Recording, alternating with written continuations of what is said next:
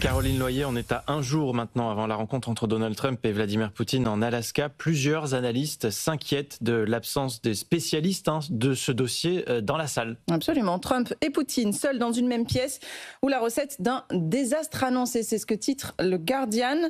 Les plus pessimistes en veulent pour preuve leur dernière rencontre en 2018 à Helsinki et la conférence de presse conjointe qui avait suivi. Un véritable fiasco, une humiliation pour Washington, diront certains. Le moment était si embarrassant que vous savez ce qu'avait déclaré Fiona Hill, qui était alors conseillère de Trump, spécialiste de la Russie? Non. Je vais vous le dire.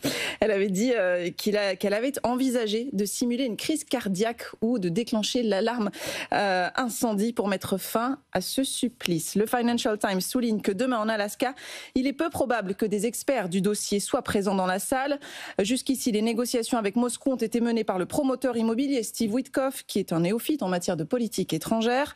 On peut dire sans se tromper que Donald Trump n'a pas un seul conseiller qui connaisse la Russie ni l'Ukraine, affirme Eric Rubin, un ancien ambassadeur américain en Bulgarie sous Trump 1. Mais alors Caroline, où sont passés tous ces spécialistes? Alors on l'observe depuis le début du deuxième mandat de Trump.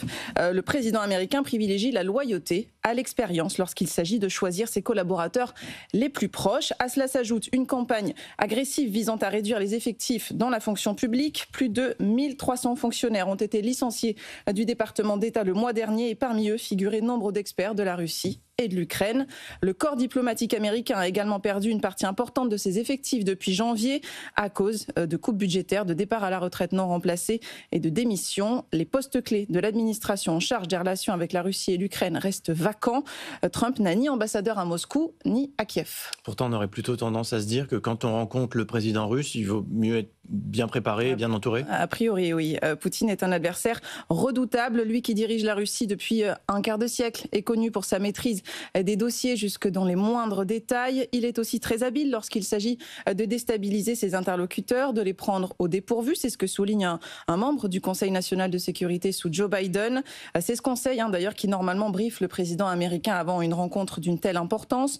Sauf que des dizaines d'experts en politique étrangère qu'il composait ont été licenciés en mai dernier. Bon, la Maison-Blanche quand même a essayé tant bien que mal de rassurer. Oui, sur la Russie et sur tous les sujets, le président Trump reçoit toujours les commentaires de sa talentueuse équipe en charge de la sécurité nationale. C'est ce qu'affirme Anna Kelly. Pas de quoi rassurer. Daniel Fried, ancien ambassadeur des États-Unis en Pologne. On ne peut pas laisser Trump et Witkoff improviser car ils ne maîtrisent pas le sujet, dit-il. Trump fait rarement un travail préparatoire, souligne John Bolton, qui a été conseiller à la sécurité nationale pendant son premier mandat. Mais lors de cette réunion en Alaska, qu'on se rassure, il s'agira surtout de prendre la température. La Maison-Blanche a revu à la baisse ses attentes concernant le sommet, signe qu'aucun accord concret n'est sur la table. L'enjeu est grand, mais les ambitions modérées. Ça sera bien sûr l'actualité à suivre en cette fin de semaine. Merci beaucoup Caroline Loyer avec vous, l'actualité internationale tous les matins.